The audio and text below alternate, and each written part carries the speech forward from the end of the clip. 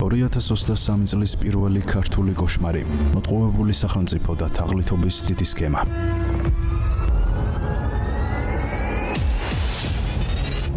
მოგესალმებით. დარწმუნებული ვარ, ყველას გსმენიათ მანიპულაციის შესახებ. დღეს კი ის ტექნიკა უმაღლეს დონეზეა განვითარებული, რომელსაც შეუძლია უზარმაზარ მასებზე მოახდინოს გავლენა და თვითმკვლელობამდეც კი მიიყვანოს ადამიანი. ფიქრობ ამ გადაცემით მცირე ინფორმაციას მაინც შეიტყობ თუ როგორ მოქმედებს მანიპულაცია და რა სახიფათო გავლენა შეუძლია მოახდინოს სტარი ინფორმაციის გავრცელებამ ან მისმა დაჯერებამ თითოეულ ადამიანზე. მაშასე, დავიწყოთ.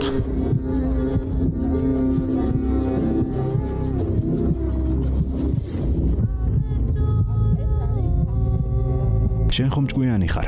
არადასულელად სულაც არ მეგაჩნიათ თავი. ასეთ შემთხვევაში, ასეთი წინადადებით ცდილობენ გამოგიყენონ. ამით თქვენი თვითშეფასება იზრდება და თქვენც რადგან ჭკვიანი ხართ, უნდა დაეთანხმოთ და გააკეთოთ ის, რაც მას უნდა.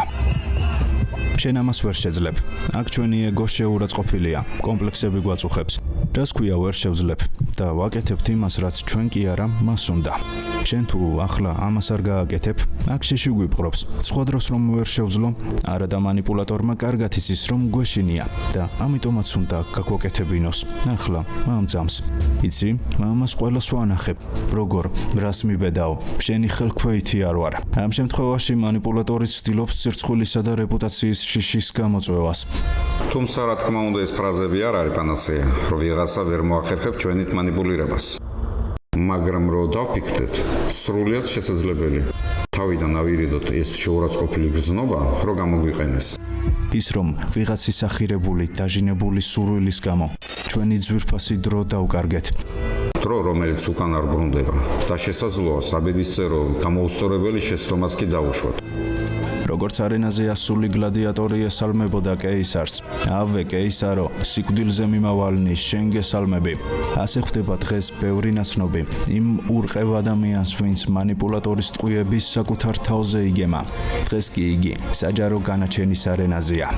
გაჭირვებასა და ტკივილში გამოვლილი ცხოვრება, შიმშილისა და სოციალური უთანასწორობის პირობებში. ადამიანი, ვინც მძიმე საკუთარი შრომით შექმნა მტკიცე კომპანია, სადაც წლების განმავლობაში უამრავმა ოჯახმა იპოვა სტაბილურობა. ეს ხალხი მას როგორც ბოსად ან ვინმე ზემდგომ პიროვნებად კი არ მოიხსენიებენ, არამედ როგორც მამად, ბაბუად და ზოგისთვის უკანასკნელი იმედი და სიცოცხლის მხსნელიც კი გახლავთ. მაგრამ ერთმა დაპირისპირებამ ყველაფერი შეცვალა. 21 საუკუნის პრაქტიკა. რა არის NLP? როგორ ამოვიცნოთ რეალურად, რა დგას დიდი სკანდალის მთავარ მოტივად.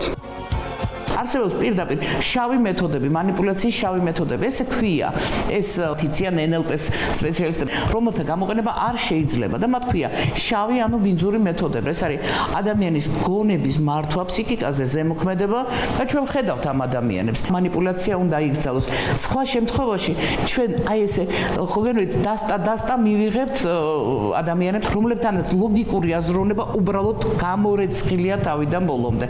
ხელოვნური საბოტაჟის მოწყობის გეგმა, როგორც ჩანს, დიდი ხნის განმავლობაში მზადდებოდა. კონკრეტული მანიპულაციის მეშვეობით თავდაპირველი სამიზნე ფეხზიმე ქალები გახდნენ.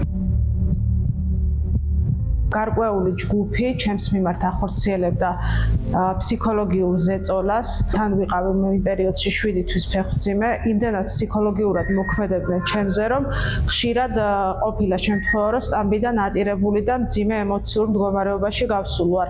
მახსოვს, რომ იცა შენიშვნა, რომ როგორ ექცევით, ორსულია, შეიცოდეთ, რატო ექცევით ესე, მაგრამ სამწუხაროდ არ შეისმინეს ბატონი რეზოს თხოვნა.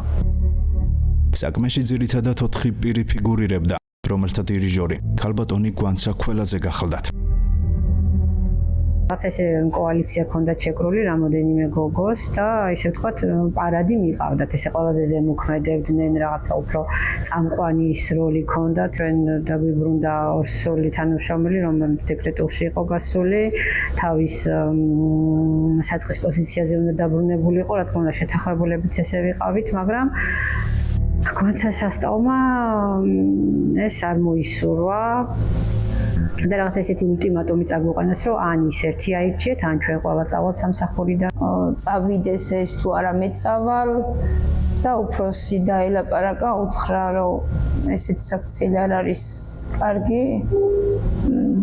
მაინც თავისას აგრძელებდა ესე რომ ვთქვა. იმიდან რომ დედლაინებში შეზღუდულები ვართ, ყველა ასეთი შეკვეთის მიმართ პასუხისმგებლობა გვაქვს აღებული, ნამდვილად ვერ გავაჩერებდით იმ პროცესს, რაც შეშვებული ჰქონდა წარმოებაში და ისევ გამოვიდა ისე, რომ არასწორი არჩევანი გავაკეთეთ, ის ერთი თანამშრომელი ვერ დავაბრუნეთ და ამათმა ისევ გააგრძელეს ესე პარადის მართვა, ესე ვთქვათ. ჩემი მეგობარიც მუშაობდა აქ სტამბარეზონში. რამოდენიმე გოგო იყო, მახსენდება, ერთმანეთში ვიყავით კარგად და მახსოვს, რომ სოციალური ქსელი, ასე ვთქვათ, გაგვიტეხეს. და ჩვენი პირადი ინფორმაცია მოხვდა მათ ხელში. ვიყავი 7 თვის ფეხმძიმე, ეს ყველაფერი რომ გავიგე, ძალიან ვინერვიულე. პოლიციას ვერ მივმართე, იმიტომ რომ გაუფრთხილდი ბავშვის ჯანმრთელობას, რომ რამე ზიანი არ მიმეყენებინა ბავშვისთვის. ვაიმ ცაკველაძე დაძაბული გოგო იყო, ცდილობდი რომ თავი შემეკავებია მისთან ურთიერთობაში. ყველანაირად ცდილობდა რომ ადამიანთან ქონოდა დაძაბული სიტუაცია. გავსი ფაქტი ჩემი წასვლის შემდეგ კიდევ მოხდა ორსული ქალის მიმართ, რომელმაც ძიმე ემოციურ მდგომარეობაში დატოვა, როგორც ვიცი, სამსახური. მინდა რომ მსგავსი ადამიანები მაქსიმალურად გამოაშკარავდნენ და სხვა ორსულ დედებსაც მსგავსი ფაქტები არ შეეფრთხილათ. ერთხელ ესეთი სიტუაცია გვქონდა, რატომ მუშაობ, ბავშვები დატოვებული გყავს, რა გიჭირს მაგის ფასი.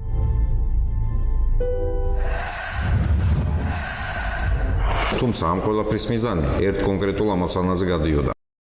დაპირისპირება არა კონკრეტული პირის მიმართ, არამედ კომპანიის რეპუტაციული შეურაცხყოფის და გარკვეული манипуляციის გზით ჯამში კომპანიის დახურვას გადიოდა. ამ პირობებში ეს ადამიანები არიშურებდნენ ისეთ ეპიტეტებს, როგორიცაა ჩაგვრელი, მოძალადე, ხორი. მოკლედ, უსაშველო გინებების ნიაღვარი წამოვიდა. ტერმინი ბულინგი, რაც არის დაჩაგვრა და მცილის წამება და ასე შემდეგ, უდიდესი ცოდვა არის და იცით რა არის, ადამიანი არის ღვთისხატება და სანამ საპირისპიროს არ დაგიმტკიცებს, ყველა არის შენი მოყვასი. ბატონ რევაზისთვისაც დანარჩენი და გვანცასთვისაც დანარჩენი ადამიანი. ამაზე არ ფიქრობენ, რომ ყველანი ვართ ღვთის შვილები და ღვთის ხატება უნდა დაინახო ადამიანში. მათ შეძლეს, რომ დიდ მასებზე მოეხდინათ გავლენა და თან ეს ყველაფერი პოლიტიკურ სცენარში მოეხარშათ. რეზო რაზმაძის ოჯახს შეურაცხყოფას აყენებდნენ, უსაშველო სიტყვებით ლანძღავდნენ, აგინებდნენ, აფურთხებდნენ და რუსეთის აგენტსაც კი ეძახდნენ. მოღალატე ხარ, გამყიდველი, იმ ადამიანებს, ვინც ფულის გულისთვის, ანუ არასამთავრობო ორგანიზაციის გულისხმობდა, ვინც ფინანსდებიან მხოლოდ რაღაცა ფსევდოლიბერალური, ანუ როგორც ეშმაკმა დაპირდა ადამს და ევას ფსევდოთავისუფლებას, ასეთ ფსევდოთავისუფლებას პირდება და საბოლოო ჯამში კარგს ვერაფერს ვერ მიიღებენ ის ადამიანები, ვინც ანტისახარებით ცხოვრობენ. ყველაზე საშინელება კი ის არის, რომ არასრულწლოვანი შვილიშვილი, რომელიც დირექტორს თან ახლდა, ბაბუის დამცირებას უყურებდა. ეს დღე ჩემს ცხოვრებაში ყველაზე მძიმე მოგონება დარჩება. რადგან იმ წამს პირველად ვნახე, როგორ შეიძლება ერთმა წუთმა მთელი ადამიანის ღირსება მიწასთან გაასწოროს. ბაბუ ასეთ მდგომარეობაში არასდროს მინახავს. ასეთი სუსტი, დამცირებული და შეშინებული. ინქოს თხოვა, წეს დაყრილი ბინძური ნარჩენები აეღო და აღარ დაეყარა. მხოლოდ ეს, სხვა არაფერი. ეს ქალი წამოხვდა, ხელების გაშლა და ყვირილი დაიწყო. რას მაკატრებო, როგორ ბედავო, შევინახარო. მე ტელეფონი ამოიღო. და იმ წამიდან ბაბუ ადამიანიდან კადრად აქცია. საზიღარ კადრად. ნაცნობებს კი აგინებდნენ და სინოდნენ და ასამართლებდნენ. მე კი ვიდექი და ვუყურებდი. როგორ უსუსური იყო ბაბუა. კაცი, რომლის სახელითაც მთელი ცხოვრება ვამაყობდი. შეურაცხყოფელი, სიტყვა დაკარგული. მის თვალებში პირველად დავინახე შიში. როგორ გინდა როცა შენ სიმართლეს აღარავინ უსმენს. Facebook-ზე რაც მოხდა შემდეგ ჩემთვის ჯოჯოხედად იქცა. კომენტარები, შევარცხყოფა, დაცინვა, ბრალდებები და მე უბრალოდ აღარ მინდოდა ხალხთან გასვლა. მაცალებდნენ სკოლაში წავსულიყავი, მაგრამ არ მინდოდა. არ შემეცლა. აღარ მინდოდა რა განქცნობდი, რაც იქნებოდა. მე შინოდა. ის რითიც ვამაყობდი მთელი ცხოვრება. ახლა ჩემი სირცხვილი არ გამხდარიყო. ბაბუა, რომელსაც ადამიანები პატივისცემით ესალმებოდნენ, ერთ ვიდეოში ჩაატია, მოზაალდეთ, ვიღაცამ და თელმა ქვეყანამ დაასაჯელად აიგდო. და მე ვერაფერს ვაკეთებდი, ვერაფერს ვაჩერებდი. ვერც იმ კაცს ვშლიდი, რომელმაც ჩემი ბაბუა ადამიანიდან საზისხარ სიუჟეტად გადააქცია. საქმე იმაშია, რომ ჩვენ მხოლოდ ერთ მხარეს უყურებთ, აბა თქვენი შვილი რო იყოს და ვიღაცამ იქ თითით აჩვენოს, რომ აი ეს მისი ბაბუა მისია ნახე რა იკადრა და აქ ციხეში უნდა ჩასვან და ეს სცილის წამება ქვია ამას და თუ გინდა ბულინგი დაარქვი, ეს დიდი ბოროტებაა და მერთმა მოაქციოს ყველა სინანულად, ვინც ამ კონფლიქტში არის ჩართული და რაღაცა ინტერესები შეიძლება არ არის დამალული, რომ რაღაცა გარკვეული ორგანიზაციებიც ამოუწმენ გვერდში ქალბატონ ბაცას და იქნება ბატონირებაზე დაიჩაგრა, რატო ბატონირებას არ დაუდგნენ გვერდში ის ეგრეთ წოდებული არასამთავრობო ორგანიზაცია, ეს კითხვა ისმის. სტამბაში თანამშრომლების თქმით უდისციპლინო გვანცასა და დირექტორს შორის დაიწყო დაპირისპირება. ოფიციალურად დავა უკავშირდებოდა სამუშაო გარემოსთან დაკავშირებულ სიბინძურესა და შიდა დისციპლინარულ საკითხებს. თვითმხილველთა თქმით, ადგილი ჰქონდა სანიტარული წესების დარღვევას და დაძაბულ ურთიერთობებს, რაზეც გვანცა არაერთ შენიშვნებს იღებდა. თუმცა, თავად მეორე მხარე ამ ბრალდებას უარყოფს. დაბინძურებული გარემო ხშირად ხდებოდა თვალში და ამას უკვე სისტემატიური ხასიათი ქონდა, ეს უკვე თვალში აღარ ხდებოდა, უკვე მიჩვეული ვიყავით ამას. მავალდებულებ და როცა მე წინა დღით დავასრულებ სამუშაო, რატომ არ დავასუფთავე გარემო, ანუ სამუშაო სივრცე. არ გვაძლევდა დალაგების საშუალებას, თუ ადგებოდა და გაივიდა ყველაფერს აქეთ-იქით დაჰყრიდა, აქეთ-იქით ფანტავდა და იყო ყველა თანამშრომლისთვის გაუსაზრესი მდგომარეობა. კონფლიქტები უწევდა, იმიტომ რომ არ ალაგებდა, არ ასუფთავდა თავის სამუშაო ადგილს. ანუ მე რბილად სიამოვნებს რომ დავდივარო, ნაგავი რო ეყარა ძირს. ასეთ რამეს მე სიამოვნებს რომ რბილად დავდივარო. ანუ ნაგვისურნა გვერდზე რომ ეტო, ხან სკოჩს ისროდა, ხან თავში მხდებოდა და წანაგდებულად ელაპარაკებოდა. და იმ მომენტშიც ანუ ვიდეო კადრებში ჩანს ყვითელი ქაღალდები, რომელიც არის ლენტებს რო აქ და ნარჩენები და ნაკუთი. ანუ ეს ლენტები რატო რჩება მაგაზე იყო საუბარი, ეგ უნდა დაალაგო. აი ჩანს, ზუსტად ამაზე გახდა საუბარი. გვანცა ქველაძე დაბლაყრიდა საჭმლის ნარჩენებს. როგორიც იყო მაგალითად ბანანი, შაურმის ნარჩენები, ქაღალდი, შაურმის. ბევრჯერ დილით მოვსულ ვარ და ბანანი ჩაუგდია და სუნის შერწუხებულ ვარ და მე ამიყეს და გადამიგდია. ან ნაგავი ამოვიყეთ და გადავყარე ნაგვის სუნაში. საკვები ნარჩენებიც იყო, მისი პირადი ნარჩენები, ნივთები იყო, რომელსაც ყრიდა. წყენინებით არ მიწყენინებია. თვითონ იყო ესეთი ადამიანი, კონფლიქტური და პროვოკატორი. ამოდიოდა და რა ვიცი რაღაცა პროვოკაციულ რაღაცებს მიწყობდა რა, ანუ კონკრეტულად ის იყო რომ ეხლა იანვარში რო ამოხვალ და ფანჯრებს და კარებებს გამიღებ სიცივეში რამდენჯერ მივეცი შენიშვნა იგივენაირად ბევრჯერ გააკეთა და არ ვიცი ალბათ უყვარს ეს ადამიანის წყობლებიდან გამოყვანა უყვარდა ჩხუბი უნდა ალბათ მეტი ახლა რატო უნდა ავიდე მე თანამშრომელთან სადაც იქ საერთოდ არ იჯდა ეგ და ესეთ რაღაცა რატო უნდა გავაკეთო თუ გამოწვევა არ მინდა იმ ადამიანის ნაგვის სურნაში არ გდებდა ჩემსკენ ისროდა ძირს ყრიდა ჩემთან მე როდესაც დავასუფთავებდი სტამბას გვანცა ადგებოდა კალთაში ჩაგროვებული ნარჩენებით მოივლიდა მთელ სტამბას და ძალით ყრიდა ესე ყველგან. მოუწესრიგებელი მაგიდა რო ქონდა ხოლმე შენიშნა მე ვერ მივცემდი მაგის უფლება არ ქონდა გამაღიზიანებელია ახლა საჭმლის ნარჩენები რო ყრია დაბლა და უყურებ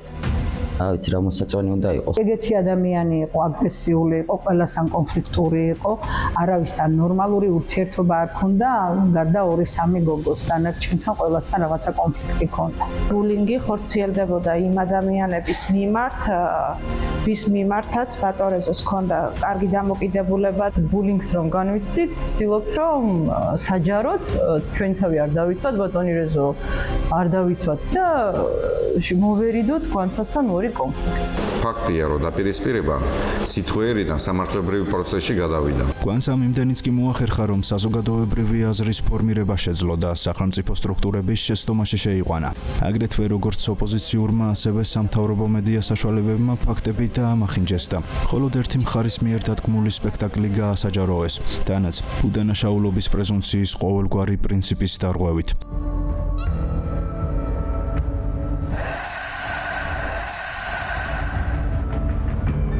გავიხსენოთ ცოტა ხნის წინ მომხდარი ფაქტი. იგივე რეფრეიმინგი, რაც მამაოს შეემთხვა და მიხვდებით, რომ საქმე ერთი და იგივე ხელწერასთან გვაქვს. რომ ხელა კაცი 2 მეტრიანი, ჰა?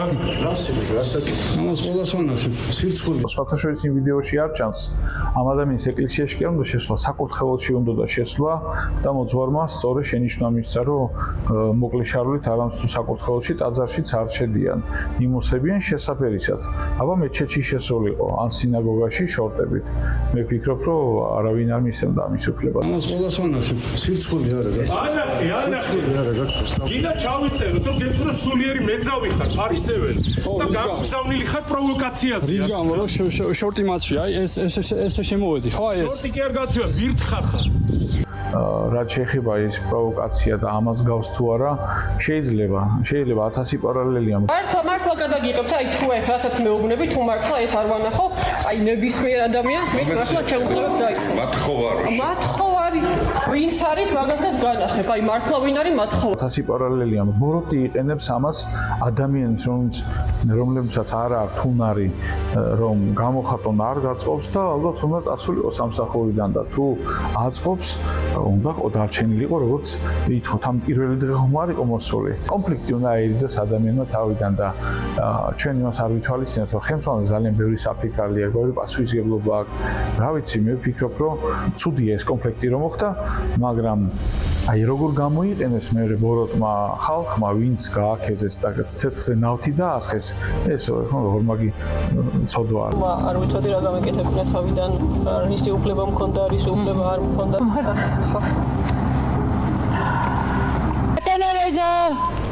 ეს რა არის?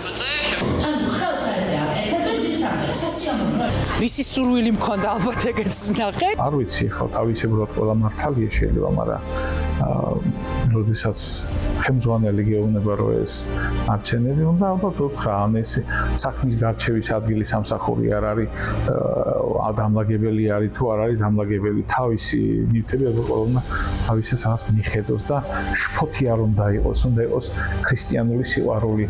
ხომ მიგიღო სამსახურში, შეიძლება არ შეეძლო, მაინც მიგიღო სამსახურში დაგაბრუნა.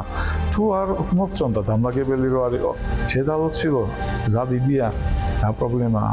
ვფიქრობ, რომ აქ რაღაცა ესეთი რაღაცა თითქოს აი ოჯახშიც ხდება ხოლმე 1000 კონფლიქტი, 1000 რაღაც, მაგრამ არა ასეთი დამეტებით და ასეთი ბოროტებით, რომ სასამართლომდე მივიდეს საქმე. მაგრამ ექსპერტიზას რა უშველოდ? ყოველგვარი მიკერძოების გარეშე გინდება, რომ რეზო რაზმაძის მხრიდან არანაირი დარტყმითი კონტაქტი არ ყოფილა.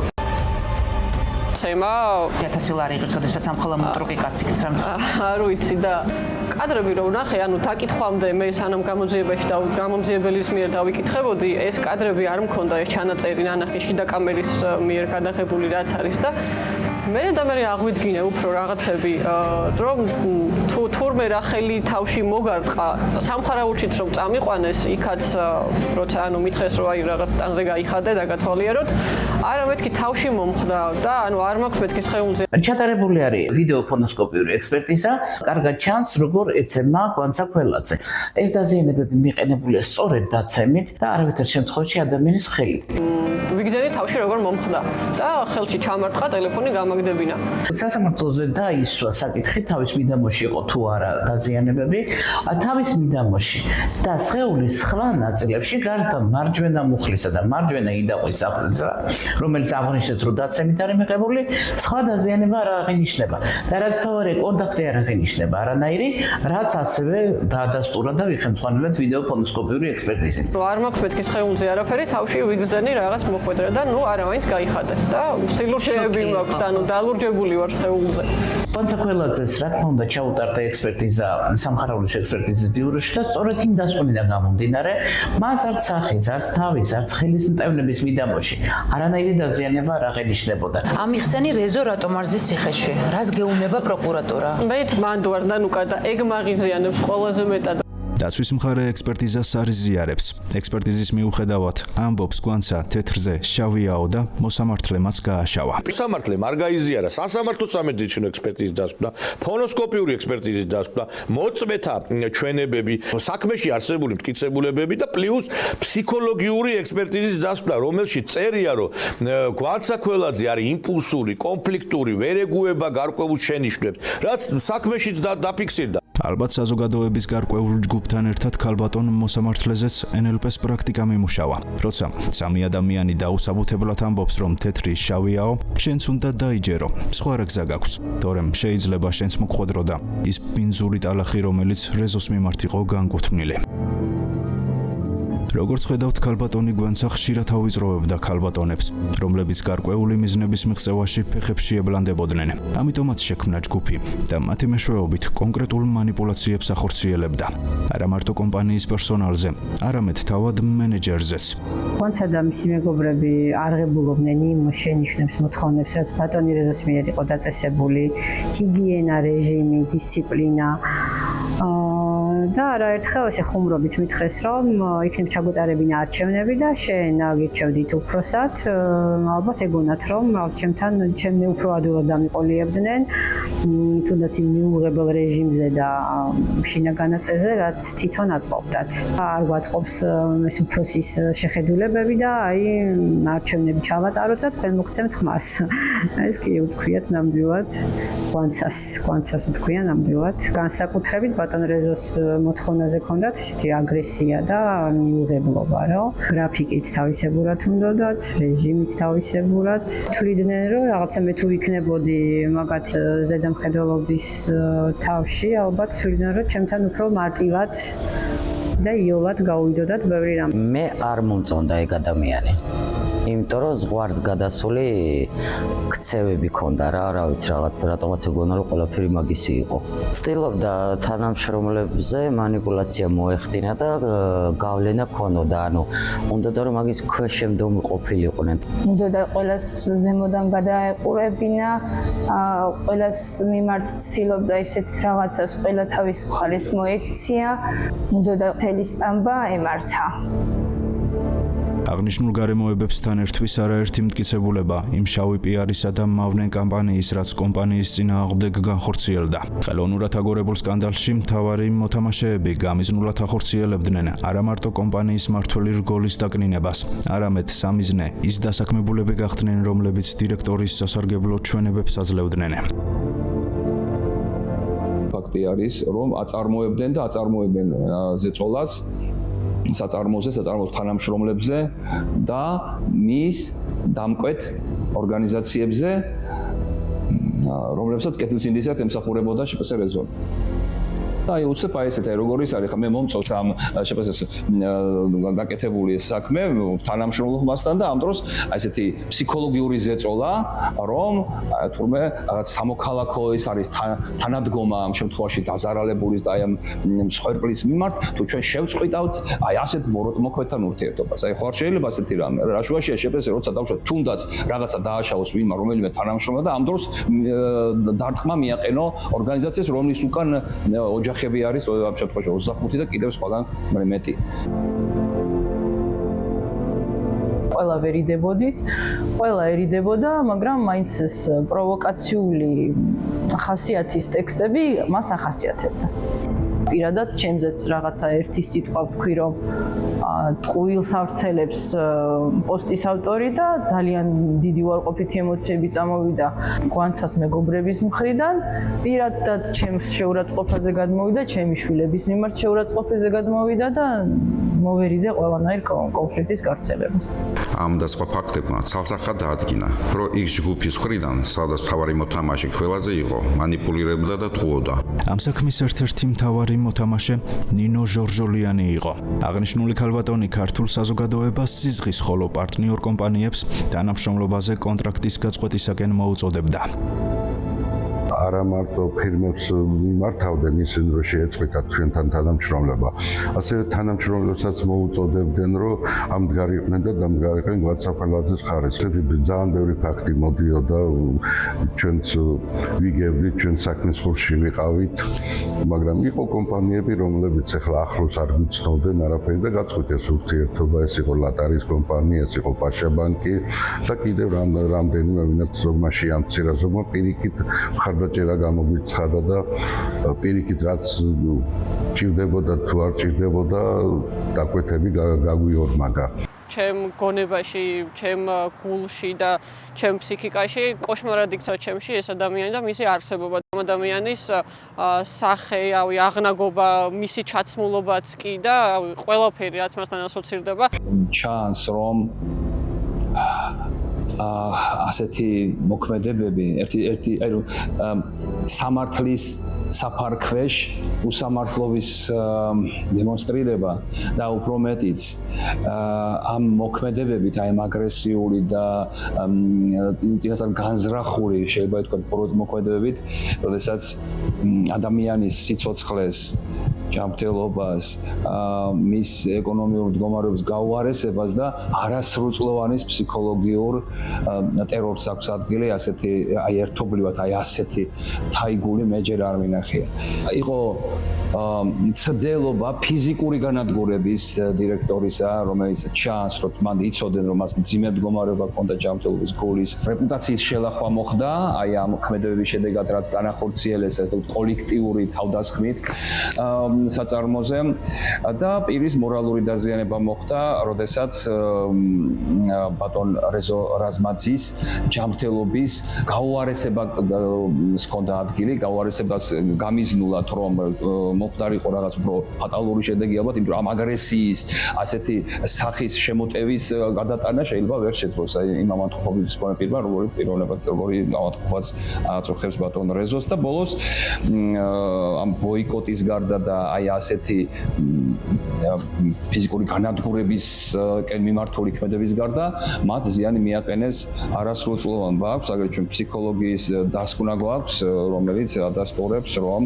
ფსიქოემოციური ზეწოლა მოხდა არასრულწლოვანზე და შესაბამისად ბავშვს ეხლაც მიმდინარეც არის მისი ეს განცდები და მისი ეს ფსიქოემოციური და სოციალური გაუარესებული მდგომარეობის გამოსწორებისკენ მიდის ეხლა მთელი რიგი ესე იგი ქმედებები. როდესაც შემილია ავთი წავიდე პენსიაზე, გადავწავიდე უცხოეთში, თქმილად შვიდად ვიცხოვრო, მაგრამ ყავს ერთგული თანამშრომლები, რომლის მიტოვება არ შეიძლება, მიყვარს ქვეყანა, მიყვარს სამსახური, მიყვარს თანამშრომლები, მიყვარს ეს საქმე და ძალიან ძნელი იქნებოდა ჩემთვის ამ ნაბიჯის გადადგმა. კიდევ ერთი რობინ ჰუდი, რომელიც პირდაპირ შეურაცხყოფას აყენებდა ბატონ რეზო რაზმაძეს, გვანცასთან დაახლოვებული რადიკალი გახლავთ. მისი თქმით, გვანცა ცალხელა ინვალიდია, საბრალო, ცაწყალი, ცხოვრებისგან გარიყული პიროვნება. აღნიშნულმა პირმა ანგარიშიც კი გახსნა, რომ გვანცასთვის მოწყალება გაეღოთ და თანხა ჩაერიცხათ. ის იძახის, რომ მას ინვალიდის სტატუსი ჰქონდა და არ ცემდით ამათ პატივს, არ მოუტანია არანაირი საბუთი ამის შესახებ.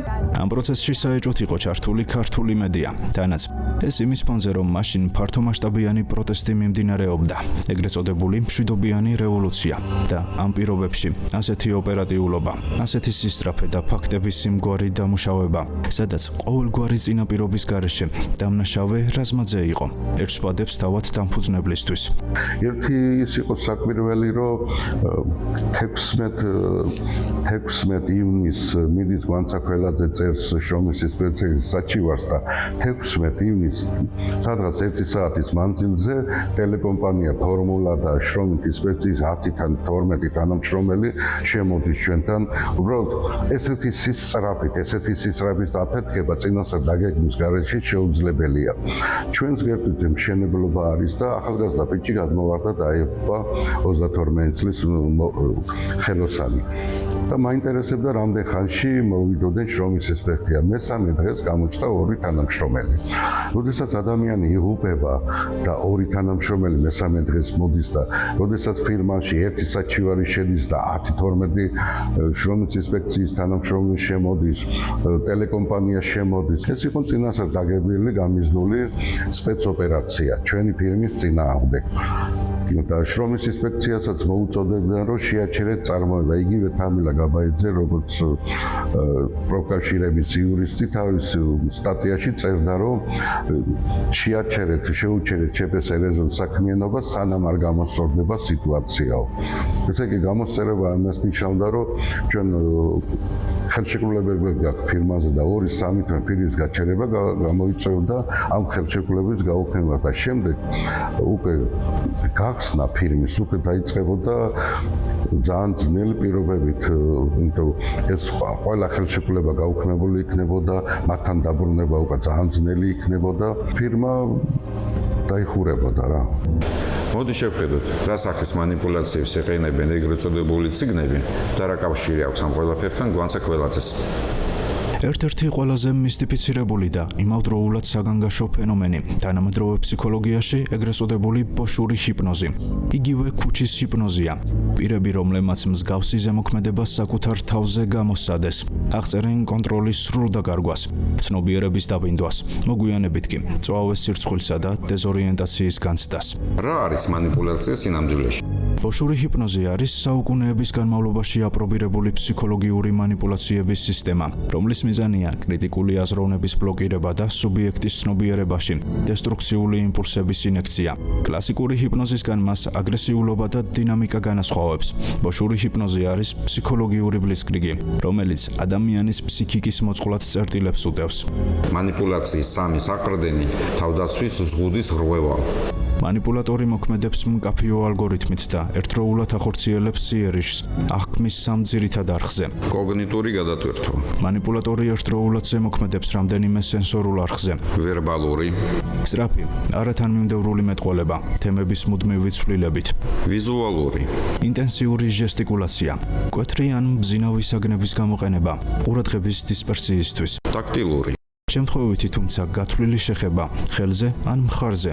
შედეგად ტვინი განიცდის ინფორმაციულ ოვერდრაივს, ვერ ასწრებს მონაცემთა კრიტიკულ დამუშავებას და ჩვენი მთავარი დამცავი მექანიზმი, კრიტიკული აზროვნება დროებით ითიშება. ემოციური შტურმი. მანიპულატორი ოსტატურად ახდენს ბაზისური ემოციების პროვოცირებას. შიში. თქვენზე წყევლა, ოჯახს საფრთხე ემუქრება. სიხარბე. თქვენს კაპიტალს გავაორმაგებ. დანაშაულის განცდა. თუ უმწეო ადამიანს არ დაეხმარებით, ძლიერი ემოციური ფონის პირობებში, ინდივიდი გადადის იმპულსური მოქმედების რეჟიმში და კარგავს რაციონალურობას. ამ შემთხვევაში, ჩვენმა ეგრეთ წოდებულმა რობინ ჰუდმა ალბათ ეს პრაქტიკა გამოიყენა. ფსევდონდობის და დეფიციტის ილუზია. დობის ფორმირება ხდება ინტენსიური ვიზუალური კონტაქტით, სუბიექტის პოზისა და მეტყველების იმიტაციით, ეგრეთ წოდებული არეგულა. ხელოვნურად შექმნილი დროის დეფიციტი, გადაწყვიტეთ ახლავე. ეს კი ართმევს ადამიანს ყველაზე ძვირფას რესურსს, ფიქრისთვის საჭირო დროს. გვანცა კველაძის ვიდეოს რომ მოვუყურებთ, აშკარაა რომ სცენარი უეჭველად წინასწარ არის დაწერილი. რეზო რაზმაძის შენიშვნაზე პასუხის ნაცვლად საუბარი გამომწვავებელ თემებზე გადააქვს. დირექტორი უბრალოდ ეკითხება: შენი სამუშაო სივრცე რომ მოაწესრიგო? ამას რაც უნდა ჩემი თქმა, მაგრამ პასუხის ნაცვლად იწყება სხვა თემები და მცდარი ისტორიები. და თუ ვიდეოს იღებ იმიტომ რომ თითქოს შენზე ძალადობენ, მაშინ დირექტორზე ყვირილი და მისი პროვოცირება რა ლოგიკაა? ასეთ სცენარს ბრიყვიც კი არ დაიჯერებს. თუ მართლაც ძალადობას ელოდა, მაშინ როგორ მოხდა რომ ჯერ კამერა ჩართო, შემდეგ თავადვე გაიწია და სახესთან უქნია ხელები? მნიშვნელოვანია გვახსოვდეს რომ მანიპულაციის მსხვერპლი შეიძლება გახდეს ნებისმიერი ადამიანი. სტრესის ამ დაღლილობის ფონზე. ჰიპნოზი არ არის ყოვლის შემძლე. ის უძლურია მას წინაშე, ვინც ინარჩუნებს გაცნობიერებულობას და არ ერთვება ემოციურ პროვოკაციაში. თქვენი მთავარი იარაღი აქტიური ცნობიერებაა. მანიპულაციის ანატომია. რატომ ვერ გაუძლო სისტემამ ბლიცკრიგს? როდესაც ჩვენ საუბრობთ გვანცა კველაძის მოქმედებებზე, საქმე გვაქვს არა ემოციურ აფეთქებასთან, არამედ ეგრეთ წოდებული ციგნური ჰიპნოზის თანამედროვე მედიურ ვერსიასთან. ეს არის ფსიქოლოგიური იერიში, რომელიც სამ საყრდენზე დგას და რეზონის შემთხვევაში სამივე მათგანი იდეალურად იქნა გამოყენებული. ციგნური ჰიპნოზის მთავარი იარაღი სისწრაფეა. მანიპულატორი გეტყვის იმ სიჩქარით, რომ შენმა კრიტიკულმა აზროვნებამ ვერ მოასწროს ინფორმაციის გადამუშავება. თანაც რეზორაზმაძეს მძიმე დაავადება, შაქრიანი დიაბეტი აწუხებს, რომლის წყობილებიდან გამოყვანა მეტად მარტივია, ვიდრე ნებისმიერი ჯანმრთელი ადამიანის. რა თქმა უნდა, ხა როდესაც დირექტორი თანამშრომელს შენიშვნას აძლევს თანაც იმის მიხედვით, რომ საჭმლის ნარჩენები ყრია ძის, მე მოველოდი, რომ ეს ბოდიში მოიხდი და თავის ადგილს დაასუფთავებდა, დაჯდებოდა სუფთან. მან პირიქით გააკეთა. წამოხდა და ამოიღო ტელეფონი, ჩართა და ამას ყველას ვაჩვენებ. უბრალოდ გამიკვირდა რა უნდა აჩვენოს ყველას, ხო ჯერ არაფერი არ არის დაწყებული.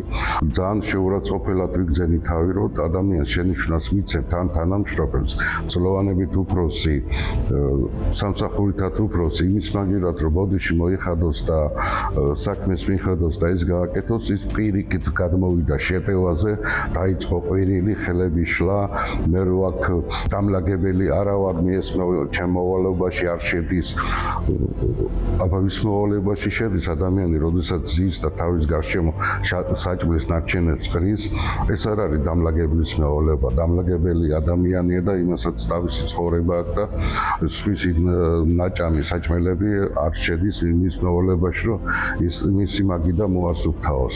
ეს არის თითოეული ინდივიდუალური ადამიანის პირადი მოვალეობა. მით უმეტეს სამსახურში და საზოგადოებაში. ლევან სამხარაულის სახელობის ეროვნული ბიუროს ფსიქოლოგიური ექსპერტიზის დასკვნით დადგენილია, რომ გვანცა ქველაძე რთულად ეგუება ფორმალურ შეზღუდვებსა და აკრძალვებს. გააჩნია სოციალური და ადაპტაციური სირთულეები. მის ქცევებში ვლინდება გაღიზიანებადობა და იჭვნეულობა გარემომცველთა მიმართ გამოთქმულ შეფასებებთან დაკავშირებით. მის ქცევებში გამოიხატება სიჯიუტე, კივნეული თავმოყარეობა, ურთიერთობებში წონასწორობის დარღვევის ტენდენცია, ასევე თავისუფალი გადაწყვეტილებების მიღებისა და თვითდამკვიდრების გაძლიერებული მოთხოვნილება. ფსიქოლოგიური ექსპერტიზის დასკვნით კიდევ ერთხელ დასტურდება, რომ გვანცა ქველაძის ქცევებში აშკარად ვლინდება ყველა ის თვისება, რომელიც საფუძვლად დაედო მის მიერ რეზორაზმაძესთან დაპირისპირებას. წინა დღესით ყავდა გერმანიიდან ჩამოსული სტუმრები. და ეს ნაგავი ეყარა რა და ეს გადაეფარო რო არ დაენახათ ამდენი ნაგავი რო ეყარა გვანცას მაგიდასთან ეყარა ძირს, მოპნეული იყო. და მე ტელეფონი აიღო გვანცა, დაიწყო ვიდეოს გადაღება. და ბატონ რეზოს არის სიამოვნა ეს ვიდეოს გადაღება სამუშაო სივრცეში აკრძალული არის. თუ მართლა ეს არ ვანახო, აი ნებისმიერ ადამიანს მის მართლა შეუძლებს დაიწყო. ეს იყო სპეციალურად დაგეგმილი პროვოკაცია. ვფიქრობ, რომ ძალაუფლება ჰქონოდათ ხელში, ეს უნდოდათ და ამის გამო მოაწყვეს პროვოკაცია. ჩემი შეცდომა ის არის, რომ აღელვების ნიადანზე, როგორც ფსიქოლოგიურად გამოვედი წყობიდან, ერთადერთი სიტყვა, რაც მე მაგას ვთხარი, მათხოვარ. როდესაც სახეზე შევხედე, მან გაიღიმა, თითქოს ეს სიამოვნა, ეს მათხოვარო. მათხოვარი, ვინც არის მაგასაც განახებ, აი მართლა ვინ არის მათხოვარი. ჩემი აზრით ეს არის ჩვეულებრივი პროვოკაცია ეშმაკისგან, ანუ ეშმაკი დახელოვნებული მათხოვარა არის.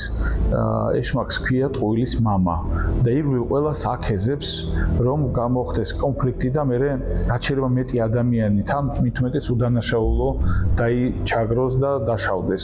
ძალიან დიდი ცოდვაა ადამიანის წვენება და გამოყვანა წყობილებიდან ესეც ძალიან დიდი ცოდვაა რა თქმა უნდა და მე მაინც ვფიქრობ, რომ რო არ გამოიყვანათ ეს კაცი წყობილებიდან, არც იმ სიტყვებს არ აკადრებდა ეს კულტურული დარბაისელი, თბილისელი, კაი გაზრდილი ვაჟკაცი, პატრიოტი, მორწმუნე ადამიანი. საინტერესოა, ხო არ გაიარა კანვასის ტრეინინგები და ხო არ იყო ეს მისთვის ერთგვარი იარაღი. We actually had these pillars. We had police, we had military, we had civil servants, we had teachers, we had business society, we had church, international community, workers, students. ან თავად გვანცა ხო არ იყო ვინმეს იარაღი პროვოკაციის მომენტში. გავეცანი გვანცა ქველაძის ასე ვთქვათ ქმედებებს პროექტი ვიზუალური ფორმითაც და ჩანს რომ იგი გაწვრთნილი არის როგორც ჩანს ამ მიმართულებით იცის როგორ მოახდინოს ზემოქმედება ისე რომ თვითონ მსხვერპლის როლში დარჩეს, ხოლო ის ადამიანი, რომელიც რეალურად მართლაც დაზარალებული არის ასეთ მისქმედებებისგან, ის მე აღმოჩნდეს აგერ უკვე ბრალდებული ან ყოველ შემთხვევაში სამოქალაქო მოპასუხის სახით, რომელიც რაღაცა დაეკისრება და რაღაცით დაზარალდება. ფაქტი. დააკვირდით მოვლენათა ქრონომეტრაჟს 16 ივნისი 11 საათი საჩივარი 12 საათი ინსპექცია იმავე საღამოს მზა სიუჟეტები ტელევიზიებში ეს არის ფსიქოლოგიური ბლიცკრიგი მისი ადვოკატი და თვითონ მიყავთ რამდენიმე თავისი სადაქალო შრომის ინსპექციაში და წერენ რომ თითქოს მე უთხარი ეს ის სოფლელო ის მე თვითონ სოფელში გავიზარდე თელი ბავშვობა სოფელში გავატარე ადამიანი რომელიც სოფლიდან არის ჩამოსული ის სხვას არ ეტყვის სოფლელო და ჩამოთრევლო ეზო რაზმაძეს არ დაუტოვეს დრო გააზრებისთვის ის მოხვდა მოვლენათა მორევში სადაც მისი ტვინი გადაიტვირთა და გადავიდა შოკურ მდგომარეობაში. კუჩის ჰიპნოზის დროს манипуляტორი იყენებს მბზინავ ნივთებს ყურადღების მოსადუნებლად. ამ საქმეში ეს ნივთი ტელეფონის კამერა აღმოჩნდა. ფაქტი, რეზიკო რაზმაძის მოგონება სწორედ ამას ადასტურებს. იმ მომენტში თავიდან გაკვირვებული ვიყავი, მართლა არ ვიცოდი რა ხდებოდა. უბრალოდ ყვირილი მესმოდა. მე რაც დავინახე იყო რომ დაიქცა და მე რო გაიქცა და იძახდა პოლიციას ვანახებ ტელევიზორზე თუ არ დავდებ ნახავ შენო და უბრალოდ კითხა რომ აღარ დაეყარა რადგან მაგ დროს ვიღაც სტუმრები იყვნენ მოსულები და შერწყვა კვანცის ნაგავი რომ დახვდა და რო ნახე სტუმრებმა მაგიტო შენიშნა მისცა მაგრამ შენიშნა არ მიიღო და ევროპულ სასამართლო პრაქტიკაში, როდესაც ექსპერტიზა, მაგალითად სამხარეული ნიკოლეიშვილი ამბობს, რომ ფიზიკური კონტაქტი არ ყოფილა, ნებისმიერი სხვა ჩვენება განიხილება როგორც манипуляციური ზეწოლა. უცხოეთში მოსამართლეები სწავლობენ NLP-ს, რათა არ გახდნენ მსგავსი ფსიქოლოგიური ჰიპნოზის მსხვერპლი. საქართველოში კი, როგორც ჩანს, სისტემამ დაიჯერა ის, რაც манипуляტორმა აჩვენა და არა ის, რაც მეცნიერულმა ექსპერტიზამ დაამტკიცა. ცივილიზებურ სამყაროში რეპუტაცია კაპიტალი, ხოლო მისი შელახვა ძარცვა. მარტივად რო თქვათ, სახელის გატეხვას თავის გატეხვა ჯობია. როდესაც ფაქტები დუმან, ხოლო ცილისწამება იმარჯვებს. ჩვენ გავართ მორალური კატასტროფის წინაშე. დასავლურ სამართალში ცილისწამება აღქმულია როგორც სამოქალაქო მკვლელობა. თუ შეერთებულ შტატებში ან ევროპაში ვინმე გაბედავს და ადამიანს საჯაროდ დასწამებს ფიზიკურ ძალადობას, რასაც მეცნიერული ექსპერტიზა უარყოფს, მსხვერპლი თავად ხდება ბრალდებული და მას ისეთი ფინანსური და სამართლებრივი სანქციები ატყდება, რაც მთელი ცხოვრების მანძილზე გაჰყვება. რატომ არის საქართველოში მართლმსაჯულება ჩალიდაფარული? იმიტომ რომ ჩვენ სისტემას ჯერ კიდევ არ ესმის რომ ცილისწამება უფრო მძიმე დანაშაულია, ვიდრე ფიზიკური დარტყმა, რომელიც არ ყოფილა.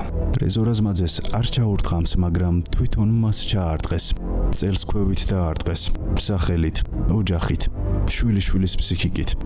აუცილებელია პრეცედენტი, სადაც ცილისწამებისთვის სასჯელი იქნება იმდენად მკაცრი, რომ ნებისმიერ манипуляტორს ხელი აუკანკალდეს, სანამ ტელეფონს მომართავს, საჯარო ლინჩის წესის მოსაწყობად.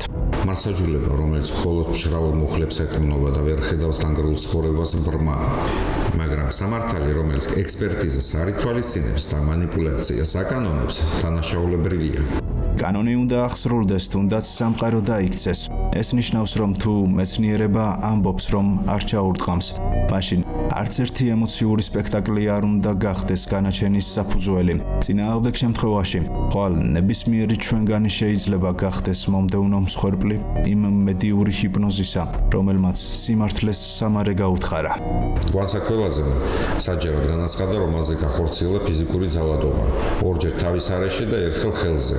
საქმეში ჩატარდა ექსპერტიზები. კონტაქტი არ აღინიშნება არანაირი, რაც ასევე დაადასტურა და ვიხემცხანებათ ვიდეო ფონოსკოპიური ექსპერტიზი.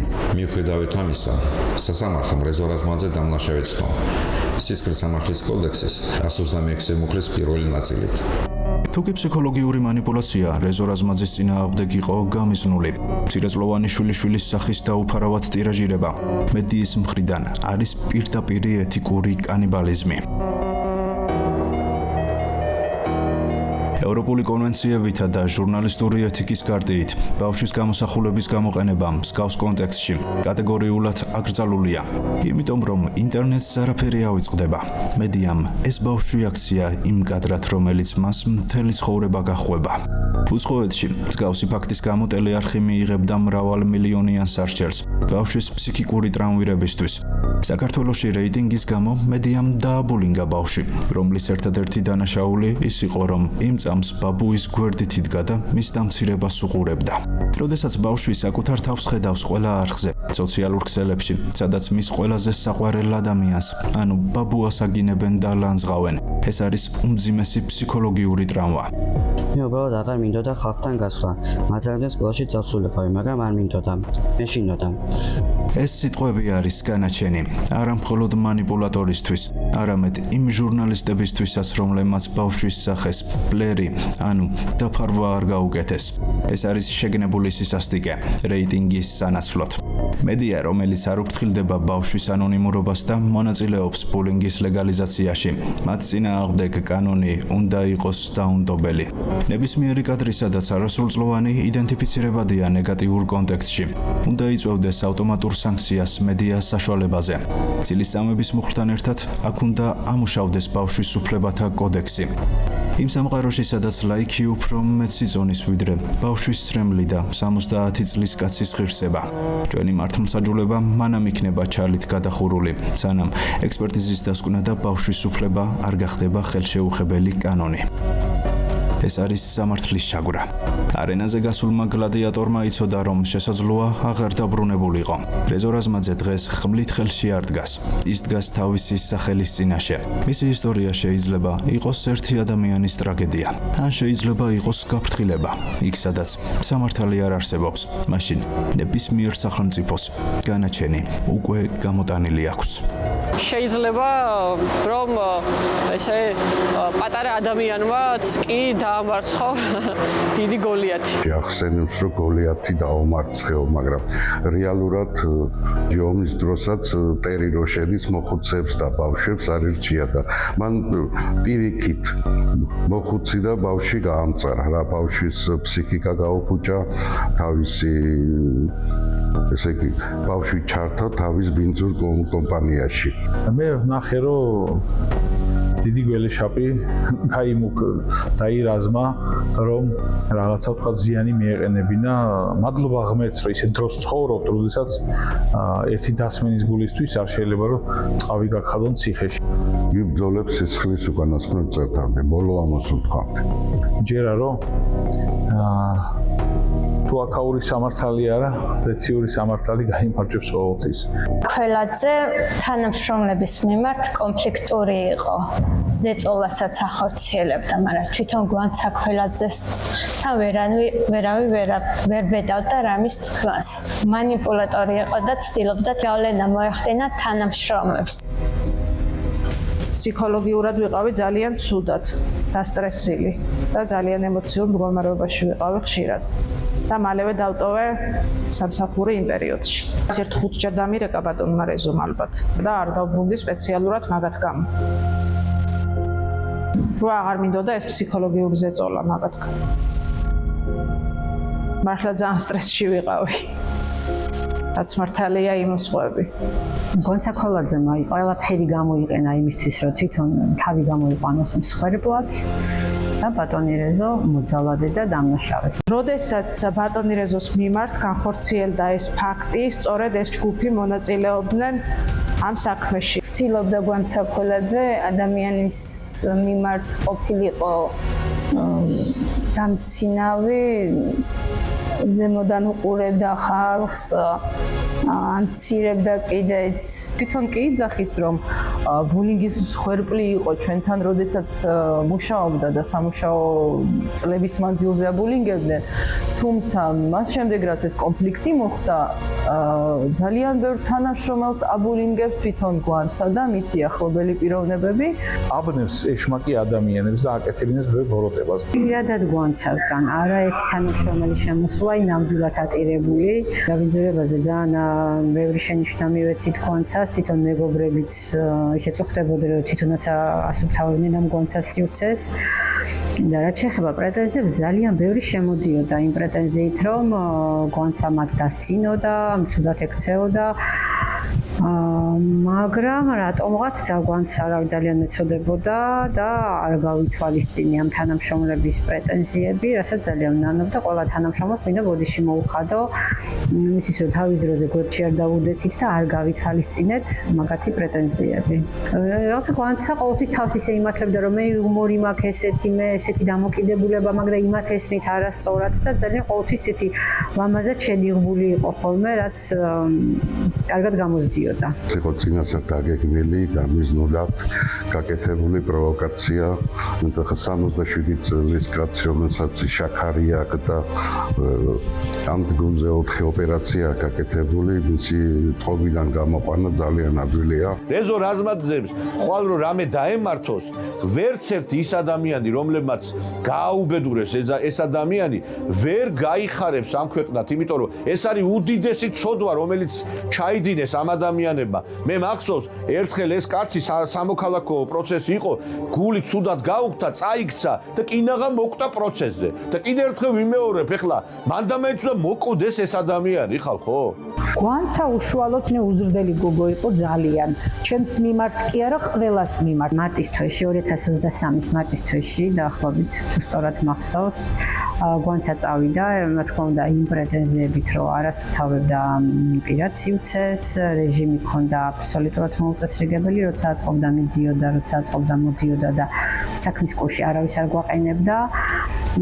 დაახლოებით 2 თვეში დაბრუნდა ისევ ბატონ რეზოსთან თხოვნით, რომ ქონდა ძალიან ბევრი ვალები და ძალიან ჭირდებოდა ეს სამსახური. მისი დაბრუნება, როგორც მე გამოჩნდა, არ იყო სამსახურში დაბრუნება და მუშაობა. ის მოვიდა სამსახურში ფილმის გადასაღებად, რომ შეექმნა კონტაქტი ფილმის წინააღმდეგ და ჩვენ წინააღმდეგ, დამსაქმებლის წინააღმდეგ. დაბრუნა საწყის პოზიციაზე, რასაც რა თქმა უნდა იგივე კონფლიქტები მოყვა, გვანცა ნამდვილად არ გამოსწორებულა პირიქით.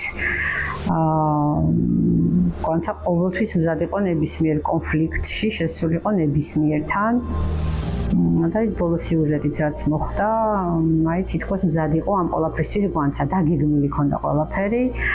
როგორც კი გავიდა სტამბის სივრცედან იმ ვიდეო რაღაცა თავისი ჩანაწერით, ეგრევე მწერს, რომ აი მე მოვიპოვე ვიდეო მასალა, მე მივდივარ საპატრულოში, შრომით უსაფრთხოებაში, ექსპერტიზაზე, აი ჩამოთვლილი ქონდა აბსოლუტურად ყველა ნაბიჯი, გაწერილი ქონდა რა უნდა გაეკეთებინა. და აი ნახოთ რა მოყვება ამ ყველაფერზე, რა თქმა უნდა, მეც დამიფუქრა. გვანცა დაბრუნდა მე მგონი ბატონი რეზოსთვის, რომ მოეწყო ეს ყველაფერი, რაც გააკეთა. ეს არის კარგად ორგანიზებული პროვოკაცია, რომელიც დაიწერა, დაიგეგმა და განხორციელდა ეგრეთ წოდებული ზონდერ ფემინისტური ჯგუფის მიერ, რომლის ხელმძღვანელი გახლავთ ბაბუცა პატარაია და კარგად მოგეხსენებათ, სწორედ ეს ადამიანი წლების განმავლობაში უტარებდა ტრეინინგს მოსამართლეებს, პროკურორებს და ეხლა მე სულ არ მიკვირს, რომ სიმართლე რო გითხრათ, აი ეს განაჩენიც დადგა, იმიტომ რომ ჯერ კიდევ არ განთავისუფლებულა გარკვეული მარწუხებისგან პროკურატურა, სასამართლო, აი ამ ზონდერ ფემინისტებისგან. მე მახსოვს, რომ პროკურატურის სტრატეგიული გეგმის შემუშავების დროს ბაია პატარაია მონაწილეობდა ამ ყველაფერში, ჩვენ ამის მამხილებელი მტკიცებულებებით წარმოვადგინეთ. ფაქტმა რაღაცა წინა პერიოდში იყო ბათუმში რაღაცა რესტორნის სკანდალი, რომ მოხდა, რომ აი დირექტორმა თანამშრომელი ცემა და მე ყველა თანამშრომელს კომპენსაცია დაურიგდა, ამითი რაღაცა წახარისებულები რო იყვნენ, ზუსტად ვიცი, იმიტომ რომ მან ამბობს გვანცა თავის ადვოკატთან ერთად, რომ აი ბათუმში დაიჭირეს დირექტორი, ყველას კომპენსაცია დაურიგეს და აქ რა თბილისში რა სხვა კანონია, არა და აბსოლუტურად სხვადასხვა პრეცედენტი იყო. ანგარება ამოძრავებდა და ამოძრავებს დღესაც, იმიტომ რომ დავინ ხედავ რომ შეიტანა კიდევ უფრო გაზარდოს მორალური ზიანი და უშუალოდ პირველი ინსტანციამ და ყოფილა უნდა რომ უზენაეში გაზარდოს კიდევ უფრო. ანუ გამდიდრების აი ესეთი უკანონო ფორმით, თანაც ისე, რომ საზოგადოებისგან მხარდაჭერილი იყოს აი მსხვერპლი და კონცეფცია ცდილობდა აი გავლენის თავისი გავლენის ქვეშ მოექცია თანამშრომლები ყველასთან ისეთი ჰქონდა მე რაღაცა არიგებდა ყველას და აი თქვენ ხო ჩემ გამო დადიხართ აქ და თქვენ ხო მე მოგწონვართ და რაღაცა ესეთი დიალოგებზე მომიკრია ყური. თქვენ ხო არაერთხელ გითქვამთ რა მარტო ჩემ გამო მოდიხართ სამსახურში და ჩემი დანახვა გიხარია და რაღაცა ეს მოძღვრავდა გოგოებს რაღაცა მაგას მაშინ ვერ მივხვდი რა დატვირთვა ქონდა ამას.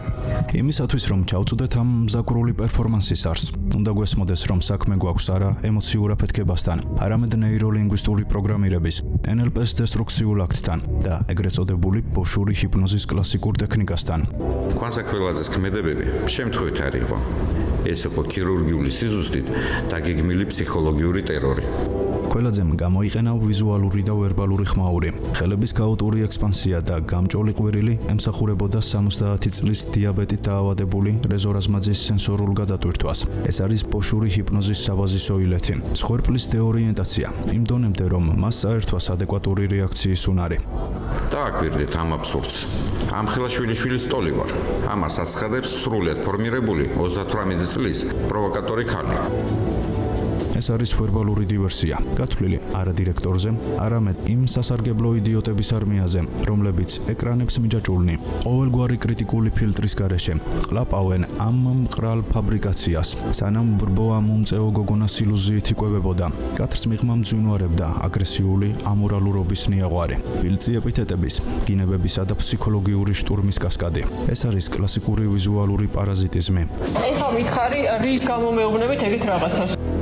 ბატონმა რეზომ როდესაც გვანცას შენიშვნა მისცა თავისი სივრცე დაელაგებინა გვანცა ყურადღებას არ აქცევდა ბატონ რეზოს შენიშვნას როგორც უნდა თვითონ ისი აკეთებდა ყველაფერს ისევ ჩვეულებრივ განაგრძობდა თავისი სივრცის დაბინძურებას გვანცა ქველაძემ დადგა სავალალო სპექტაკლი სადაც მტაცებელი მსხვერპლის ტყავში გაეხვია ხოლო მაყურებელმა საკუთარი უმეცრებით ეს ტოქსიკური მირაჟი ჭეშმარიტებად მიიღო. ეს იყო ვიზუალური ტყუილის ტექნოლოგია და ექსპერტიზის იგნორირება. ქველაძემ ბრწყინვალეთ იცოდა. სოციალური ქსელების ბრბო არ კითხულობს ექსპერტიზას. მას ესმის ბრბოს ფსიქოლოგია, ბრბოს სჭირდება სკანდალი და არა ფაქტები. მიუხედავად იმისა, რომ მაღალი კვალიფიკაციის ექსპერტებმა, გია დეკანოზიშვილმა, სამხარეულის ექსპერტებმა და მაია ნიკოლეიშვილმა დაამტკიცეს, რომ არანაირი ფიზიკური დარტყმა არ განხორციელებულა. გვანცამ გამოიყენა ვიზუალური ტყუილის ტექნიკა. მან ხელების ინტენსიური ქნევით დადგა დაბიო სპექტაკლი, რომელიც კამერის რაკურსმა დარტყმად ეს არის კლასიკური ვიზუალური ფაბრიკაცია, როცა მანიპულატორი აიძულებს კამერას დაინახოს ის, რაც ბუნებაში არ მომხდარა. ფსიქოლოგიური მკვლელობა, ბავშვი როგორც ვიზუალური ნადავლი.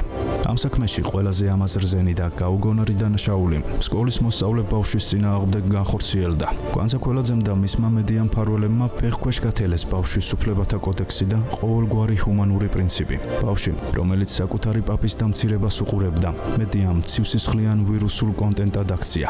ათასობით ნაძირალა სოციალურ ქსელში ამ პატარა ბავშვის თვალწინაგინებდა მის პაპას ყველაზე ბილწი და საზიზღარი სიტყვებით. ამ ფსიქოლოგიურ მკვლელობას ხანდაზმულობის ვადა არ გააჩნია. ეს არის კოორდინირებული შტურმი ადამიანურ ღირსებაზე, სადაც ბავშვის ფსიქიკა მხოლოდ ინსტრუმენტია მანიპულატორის ხელში. გვანცა ქველაძის ქმედებებში ვლინდება თაღლითობა, სისხლის სამართლის კოდექსის 180-ზე მუხლის დანაშაული. სანამ რეზო რაზმაძისგან ფულს ითხოვდა, ის ფარულად მუშაობდა GGS-ში და სახელმწიფოს უმალავდა შემოსავლებს, რაც დასტურდება თავად ამ კომპანიის მიერ გამოქვეყნებულ ვიდეო მასალებში. ცრუდასმენა, სისხლის სამართლის კოდექსის 373 მუხლი. მოვიხარე წელში, დამატებით ვიგზენი ტკივილი თავის არეში და დამატებით ის ვიგზენი რა თქმა უნდა, რომ კიდევ ორჯერ თუ სამჯერ დამარტყა თავის არეში. ანუ ხელში ჩამარტყა ჯერ თავიდან და მერე თავში რა დროსაც რა ვიცი ხა. ანუ იმ მომენტში მით უმეტეს ანუ რავი მან ფიზიკურად უფრო შედარებით ისე სუსტად ვიყავი, ანუ ჩემ ვთქვათ წონას გულისხმობ და მისი ერთი დარტყმაც კი ჩემთვის საკმარისი იყო, რომ იატაკზე აღმოვჩდი და რა თქმა უნდა ეს ტკივილთან ასოცირდებოდა და რა ვიცი ის ტკივილიაც მისი შეხებით ვიგრძენი, ანუ იმ მომენტშივე აღქმადი იყო ჩემთვის. მან სასამართლოზე შეცვალა ჩვენება, თავდაპირველად დარტყმების რაოდენობა სხვა ციფრი დაასახელა. შემდეგ კი გაზარდა, რათა განაჩენი დაემძიმებინა. ხარე ამბობს, რომ სამჯერ იქნა დარტყმა მიყენებული თავის არეში. თუ სამჯერ იქნა დარტყმა მიყენებული, აუცილებლად რაღაც გარკვეული დაზიანება იქნებოდა დაფიქსირებული. რაც არანაირად არ მოხდა ამის დაფიქსირება, რაც მიანიშნებს ხარის მიერ ცრუგი და არასწორი ინფორმაციის მიწევდებას გამოძიებისათვის. როგორც სასამართლომ, როდესაც იზიარებს ამ ჩვენებას და ბრალის ფორმულირებას იმგვარად, რომ სამჯერ დაარტყა თავის არეში და დაზიანება არ არის დაფიქსირებული, ეს ხო თავდაყირა აყენებს ყველა იმ პოზიციას, რომელიც გვანცა ქოლაძემ დააფიქსირა. ეს არის სასამართლო რეგეტი. ასევე გვანცამ მედიაში განაცხადა, რომ როდესაც გადაღება შეწყდა და წაიქცა, რეზომ აგრესიულად კვლავ გააგზელა ვითომდა მისი ცემა. ხელში ჩარტყმული ხელი ჩემთვის აღმოჩნდა საკმაოდ მტკივნეული და შემდეგ უკვე ვიძენი თავში ჩარტყმა. ჩავატარეთ სასამართლო სამედიცინო ექსპერტიზა, ჩვენ ვიღებთ რასურათს, რომ დარტყმითი კონტაქტები არ დაფიქსირებულა. არანაირი დარტყმა არ განუხერხებია რეზო რაზმაძეს. ამასთან დაფიქსირდა სასამართლო სამედიცინო ექსპერტიზით, რომ დაზიანება, რომელიც მიადგა მხარეს, ეს არის წაქცევის შედეგად, რომელიც თვითონ წაიქცა და სხვას არანაირი მონაწილეობა არ მიუღია ამ წაქცევაში. ასევე მოწმეთა ჩვენებებით არის დაფიქსირებული ის, რომ დარტყმითი კონტაქტი არ მიუყენებია რეზო რაზმაძეს. თავში ჩარტყმა ვიგზენი და რის შემდეგაც მე დავეცი იატაკზე. არადა რა უყოთ, შენობაში დამონტაჟებული კამერის ჩანაწერს. ის ხო სხვა სურათს გვიჩვენებს. ორსული დედობის ბულინგი, მისი და სავარაუდოდ მისგან მართული ჯგუფების მხრიდან თანამშრომლების ჩაგვრა და დაშინება სისტემატიურ ხასიათს ატარებდა. ეს არის სისტემური დანაშაული, რომელიც მსხვერპლის ნიღბით დაიფარა. ფრთხილად ირავით, სამართალი არ მუშაობს. ეს საქმე არის პრეცედენტი. ხვალ ნებისმიერი თქვენგანი გახდება მომდევნო კადრი ვიღაცის ტელეფონში. ეს არის კოორდინირებული შტურმი ბიზნესზე, სადაც ადვოკატები, თამუნა გაბაიძე და მედია ზონდერები ერთად მუშაობენ ადამიანის გასანადგურებლად. გვანცა ქველაძე უნდა წარდგეს მართლმსაჯულების წინაშე, არა როგორც მოდავე მხარე, არამედ როგორც კრიმინალური მანიპულატორი. მოდი გავშიფროთ მანიპულატორის ციტატები ფსიქოლოგიურად და დავადგინოთ, როგორ შეიძლება 70 წლის პენსიონერი კაცის წყობრიდან გამოყვანა. ანუ ეხლა მითხარი რის გამო მეუბნებით ეგეთ რაღაცას? ტექნიკა, დაკითხვის რეჟიმის ჩართვა. გაშიფრა. გვანცა საუბარს თავდაცვით არ იწყებს, არამედ იგი მოქმედებს თავდასხმითი შეკითხვით. ის აიძულებს პენსიონერ კაცს თავი იმართლოს საკუთარ საწარმოში გაცემული შენიშვნის გამო. ეს არის ძალაუფლების ბალანსის ხელოვნური შეცვლა. მე არ ვარ, ანუ მართლა გადაგიღებთ, აი თუ ეხლა რასაც მეუბნები, თუ მართლა ეს არ ვანახო, აი ნებისმიერ ადამიანს ვის მართლა ჩემყურებს დაიქცა. ტექნიკა, რეპუტაციული შანტაჟი და მომავლის ნეგატიური პროგრამირება. ეს არის მთავარი კოდი, რადგან ცხადია, გვანცა არ ცდილობს კონფლიქტის მოგვარებას. მისი მიზანია დირექტორის დაშინება საჯაროობით. სიტყვა მართლას მრავალჯერადი გამოყენება ემსახურება მსხვერპლის ფსიქოლოგიურ გაჭედვას, მოსალოდნელის საფრთხის მოლოდინში. მათხოვარი ვინც არის მაგასაც განახებ, აი მართლა ვინ არის მათხოვარი და არ ვიმსახურებ ეგეთ რაღაცებს. რას ვაკეთებ ეხლა აქ იყო ყველა ადამიანი დაინახეს რა მითხრეს. ტექნიკა, მსხვერპლის როლის მორგება. ეს იყო მისთვის დიდი დოზის ვიტამინი. გაშიფრა. იგი დირექტორის მიერ აღელვებულ მდგომარეობაში ნათქვამ სიტყვას იყენებს მორალური უპირატესობის მოსაპოვებლად. ის მომენტალურად ახდენს ფოკუსირებას შეურაცხყოფაზე, რათა გადაფაროს საკუთარი დანაშაული, ნაგვის დატოვება და დაუმორჩილებლობა. ამ ხილის ტოლი ვარ. ტექნიკა, ასაკობრივი მანიპულაცია და ემოციური ტრიგერი. გაშიფრა. ეს არის NLP-ს ერთ-ერთი ყველაზე მზაგრული ხერხი. იგი დირექტორს ახსენებს შვილიშვილს, რათა გაუღვიძოს მას დანაშაულის გრძნობა. თანაც 12 წლის ბავშვი ხომ გვერდით ედგა. ეს ფრაზა გათვლილია არა დირექტორზე, არამედ ჩანაწერის მომავალ მსმენელზე, რათა შექმნას ილუზია ბორუტი მოხუცი versus უმწეო გოგონა. მე დამლაგებელი არ ვარ და ჩემ მოვალეობაში არ შედის, რომ ეს ყველაფერი დავალავ. ტექნიკა, ინსუბორდინაციის ლეგალიზაცია. გვანცა ელემენტარული ჰიგიენის დაცვას წარმოაჩენს როგორც ღირსების შემლახავშრომას. ეს არის სამუშაო პროცესის საბოტაჟი, რომელიც მიზნად ისახავს უფროსის მდგომარეობიდან გამოყვანას. მუშაობ დილიდან 9 საათიდან მუშაობ 7-8 საათამდე. მე 8-დან დაღლილი, აქედან რომ დაღლილი გავლა და დაღლილი ვიქნები, მე ეს დავალავ. და არის ფაქტების ტირაჟირება, გაზლაითინგი. გაშიფრა. მიუხედავად იმისა, რომ რეალურად 12 საათზე მოდიოდა, ჩანაწერში ის სპეციალურად აფიქსირებს მძიმე სამუშაო გრაფიკს. ეს არის მტკიცებულების ხელოვნური შექმნა, ექსპლუატაციის იმიტაციისთვის. ვიდეო ჩანაწერი აშკარად ადასტურებს, რომ გვანცა ქველაძე მოქმედებდა წინასწარი განზრახვით. ქველაძე თანამშრომლის ამპლუაში კარგი სცენარისტია, რომელიც კამერისთვის ქმნის კონტენტს. დირექტორის ყოველი სიტყვა მისთვის მასალა გახლავთ, რომელსაც ის შემდგომ მანიპულაციურად იყენებს. სივრცის ოკუპაცია. როცა საუბრობთ მანიპულაციაზე, უნდა გავითვალისწინოთ არა მხოლოდ სიტყვები, არამედ გვანცა ქველაძის მოქმედების დინამიკა, რომელიც პირდაპირ კავშირშია ბოშური იგივე ციგნური ჰიპნოზის ტაქტიკასთან. მოწმეთა ჩვენებები და ვიდეო ჩანაწერი ადასტურებს, რომ იგი იყენებდა ექსპანსიურ ჟესტიკულაციას.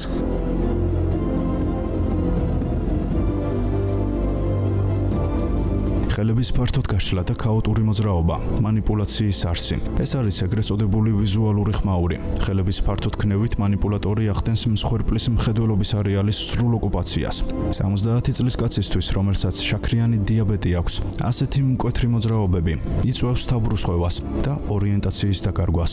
მიზანი: დირექტორის ფიზიკური და ფსიქოლოგიური კუთხეში მიმწყდება და ხელების ქნევა ქმნის ილუზიას, თითქოს ის თავს იცავს. სინამდვილეში კი ეს არის ინვაზიური იერიში, სხვის პირად სივრცეზე. იძულებითი პროვოკაცია. ჟესტიკულაციით იგი აიძულებდა დირექტორს გაეკეთებინა საპასუხო მოძრაობა, მაგალითად ხელი აეწია თავდაცვის მიზნით ან ტელეფონის მოსაშორებლად. სამართლებრივი ხაფანგი. ეს არის დაგეგმილი თავდაცვა. გვანცა სპეციალურად იქნევდა ხელებს დირექტორის სახესთან ახლოს, რათა მას რეაქცია ჰქონოდა. სწორედ ეს მომენტი იქნა გამოყენებული კამერით, როგორც ძალადობა, მაშინ როცა რეალურად ადგილი ჰქონდა მანიპულატორის მიერ მსხვერპლის ფიზიკური ძულებას. სიტუაცია კიდევ უფრო მეტად გაამწვავა მესამე პირის გამოჩენამ, რომელიც შეკავების მიზნით ხელის აწევით მოუწოდებდა რეზოს თავი შეეკავებინა აგრესიისგან. ხელების ფართო აგრესიული ჟესტიკულაცია, რომელიც ბოშური ჰიპნოზის კლასიკური ილეთია, მიზნად ისახავდა მოხუცი კაცის ვიზუალურ დეორიენტაციას.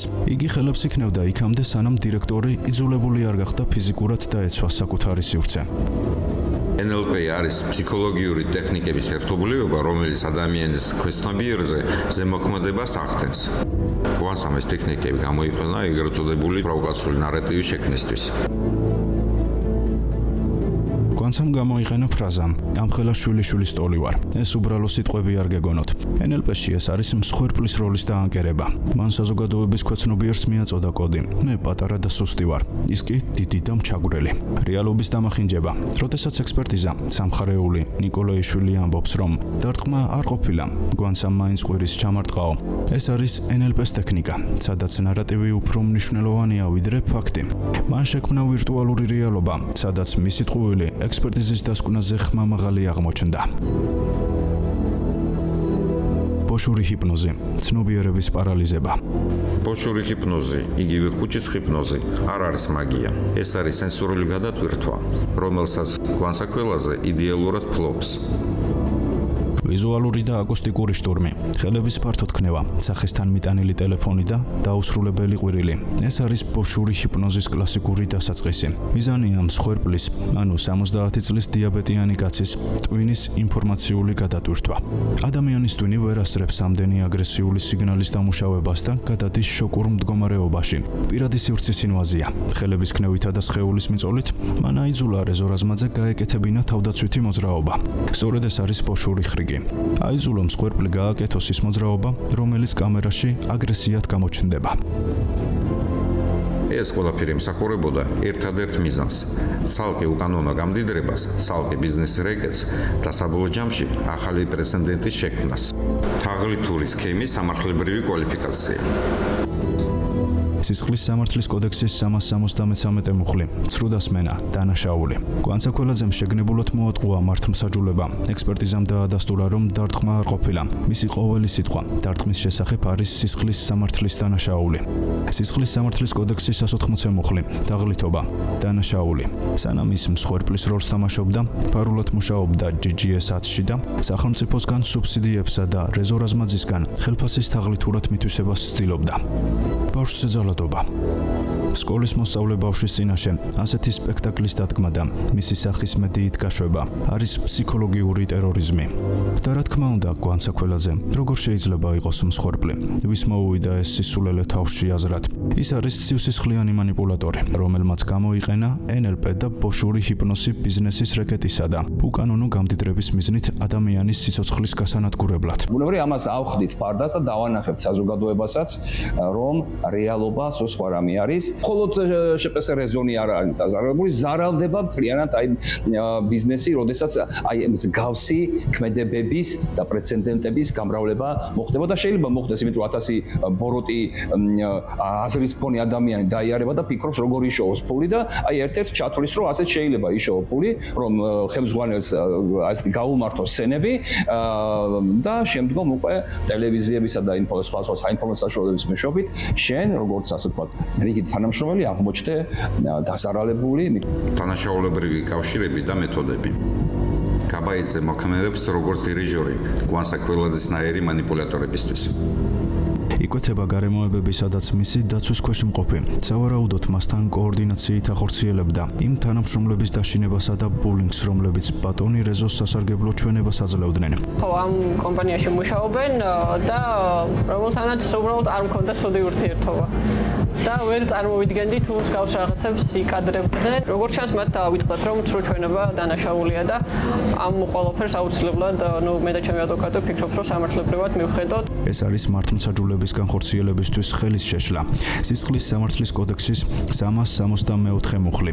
როდესაც ჩვენ საუბრობთ ამ პროვოკაციაზე, ასეთი პროვოკაციები მოეწყო არა მარტო რეზო რაზმაძის მიმართ, ასევე ეს პროვოკაციები მოეწყო უამრავი ხელისუფლების წარმომადგენლის, სპორტსმენის, წარმატებული ადამიანის მიმართ, იმიტომ რომ შემდგომ გამოიყოფა დიდი გრანტები და ეხა უბრალო ადამიანი თუ რაღაცა გაებმევა მახეში, იმდენად მეტი სოლიდური თანხები არ მოდის უცხოეთიდან და აი ამ ფოკუს ჯგუფების მიზანია რომ მახეში გააბან წარმატებული ადამიანები და შემდგომში შექმნან მათგან რაღაცა ბუა, რომელიც თითქოს ესე იგი ქვეყანას ანგრევს. აი თუნდაც ეხლა ბოლო მაგალითები ავიღოთ ჩვენ. ბექა დავითულიანი, პარლამენტის დეპუტატი. აი არ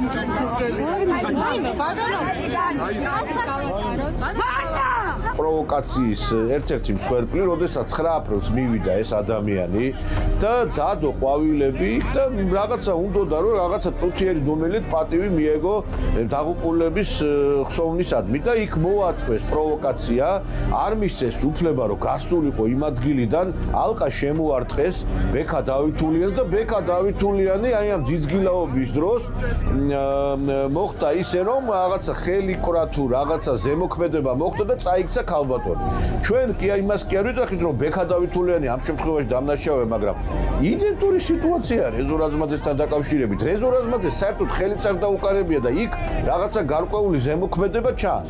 ესე იგი, რა გამოდის თუ პარლამენტის თავმჯდომარე, პარლამენტის წევრი, თუ საკრებულოს წევრი არ ახარ, ესე იგი უნდა დაისაჯო, ხო? აი ეს არის ლაიტმოტივი, ელემენტარული ჭეშმარიტება. საკრებულოს წევრი გახდათ ჯიშკარიანი, რომელიც არის ძალიან პატრიოტსანი, ძალიან წესიერი ადამიანი და ისიც მსხვერპლი გახდა ერთ-ერთი მისი ხელქვეითი თანამშრომლისა, რომელმაც მოუწყო ასევე პროვოკაცია ბატონ ჯიშკარიანს საკრებულოში, თითქოს მან იძალა და მასზე ეს ადამიანი საავადმყოფოშიც კი მოხვდა ამის გამო, დაიდგა რაღაცა სცენარი, თითქოს რაღაცა დაზიანებებიც მიაყენა, რაღაცა ისეთი ძალადობაც უნდოდა რაღაცა და ესე იგი მთელი მედიის საშუალებით ეს ბატონი ჯიშკარიანი გამოცხადდა მოძალადეთ. სექსუალურ ძალადობაში ბრალდებული საკრებულოს დეპუტატის ილია ჯიშკარიანის საქმე საქალაქო სასამართლო არსებითად განიხილავს. პროკურატურამ თამთა თოდაძეზე სექსუალური ხასიათის ქმედებასა და ცემის ფაქტზე მას ბრალი 2019 წელს წარუდგინა. როდესაც შეეცადა ჩემზე სექსუალურ ძალადობას, რო ვერ დავაღწიე თავი, მე უცებ დავინახე ტელეფონი, რომელიც იქვე იდო გვერდით. და ანუ იცოდეთ მე ბატონელი გამიშვით ხელი, თორე ვიღებ იცოდეთ ხა. ეს იყო თავდაცვის მექანიზმი და ამაგდო ძირს და ეს ტელეფონი ერთი 5 ჯერ დააგდო ძირსო დაემტრია. მე მინდა რომ ერთი წამით ვთქვათ, მე მინდა რომ ისიც თქვა რომ ეს არ არის მხოლოდ ჩემი ბრძოლა. ბრალი არავის არ წაუყენეს, დაკავებული არავინ არ არის მაშინ, როცა ძალიან ძლიერი მტკიცებულებები არსებობს საქმეში. საბოლოოდ ამ ადამიანმა მიაღწია წარმატებას და ის რომ ეს პროვოკაცია იყო დადგენილი იქნა და ეს ყველაფერიც იმიტომ მოხდა რომ ეს ადამიანი იყო სახელმწიფო გუნდის წევრი. მერე შემდგომში ჩვენ ვნახეთ ასევე ეხლახას მოხდა ამგვარი პროვოკაცია ბოტანიკური ბაღის მფლობელი ზურა შევარდნაძე, რომელიც არის ასევე ძალიან ისეთი კარგი პიროვნება საზოგადოებისათვის, ყველასათვის ესეთი ავტორიტეტული პიროვნება, ყველას უყვარს. ამ ადამიანსაც პროვოკაცია მოუწყო მისმა ერთ-ერთმა ხელქვეკმა დასაქმებული, რომელიც იყო იქ ქალბატონი. მისეზი რა არის თქო ვეკითხები. და ზუსტად ეს მეორედ დავუსვი ეს კითხვა, ესე წინ მიზის დაახლოებით 30 სანტიმეტრში, ესეთი გაშლილი ხედი, ესეთი გაფართოებული თვალები და საშინელი აგრესია უცბად სახეზე არ ვიცი როგორ გადაიქნა, ესე დამიბრახუნა ძლიერად წინ მაგიდაზე ხელი და გააჩვი აქედან.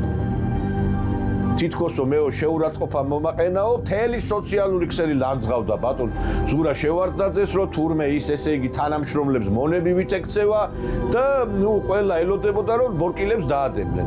მაგრამ აქაც ამ შემთხვევაში იმოქმედა იმან, რომ ეს ადამიანი არის საზოგადოებისათვის ცნობილი ადამიანი, საპატივცემულო ადამიანი, მის აი ამ ბაღში ხშირად არის ხელისუფლების წარმომადგენლები, ასევე ავტორიტეტული ადამიანები, უცხოეთიდან ჩამოსული ადამიანები და როგორ ჩანს აი ამან გაჭრა და რეალურად სამართალმაც იზეიმა და ზურა შევარდნაძეს არავითარი პასუხისმგებლობის საკითხი არ დამდგარა.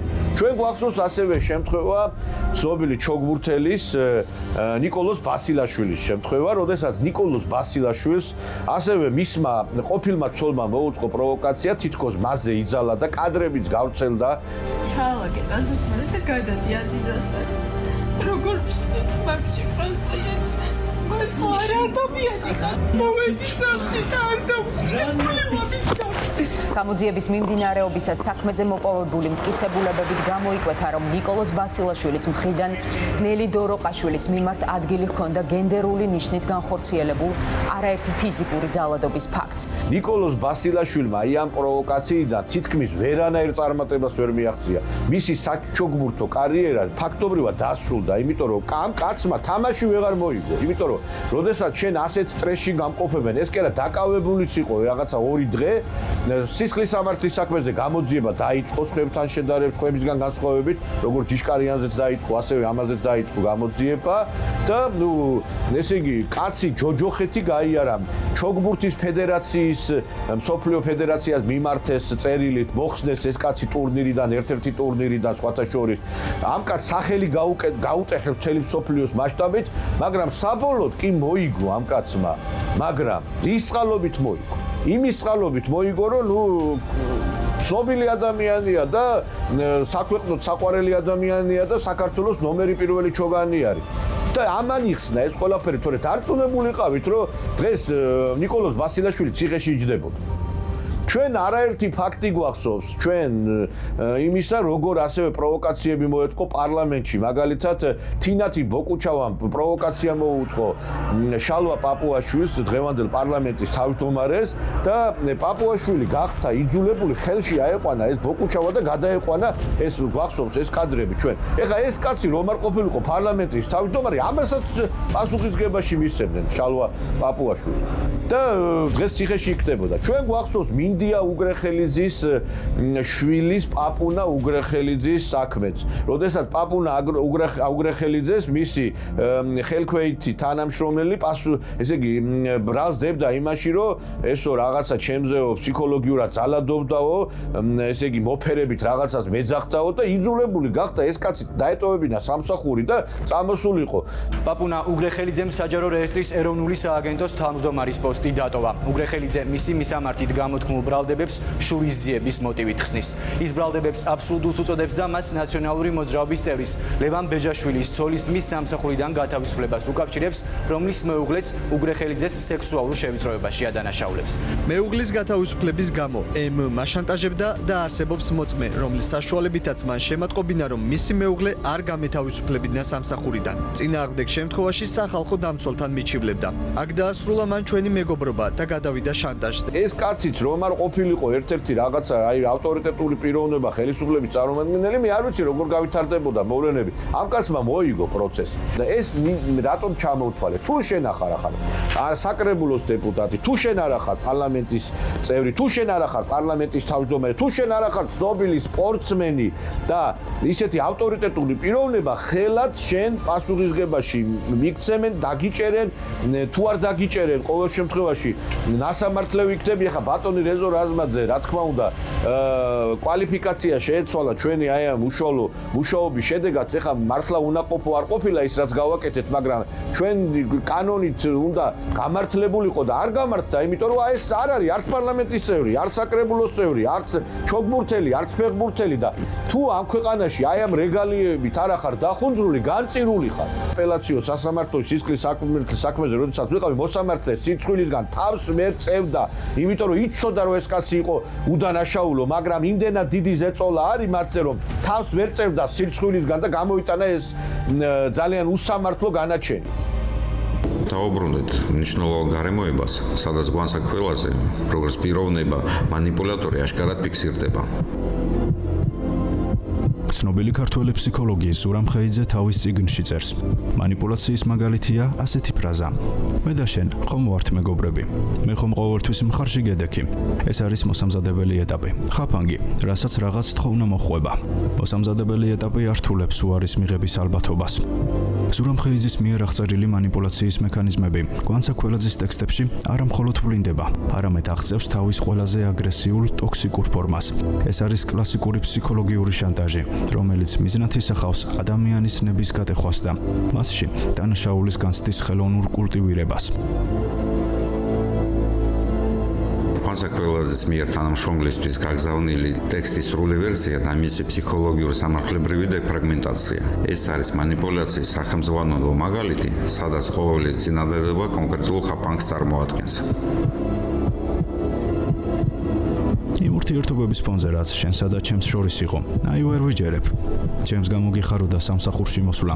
როგორ მეუბნებოდი ხოლმე, რა გაგიკეთეს, როგორ გაიძულეს, რომ ჩემზე რაიმე ერთი სიტყვა გეთქვა ცუდი.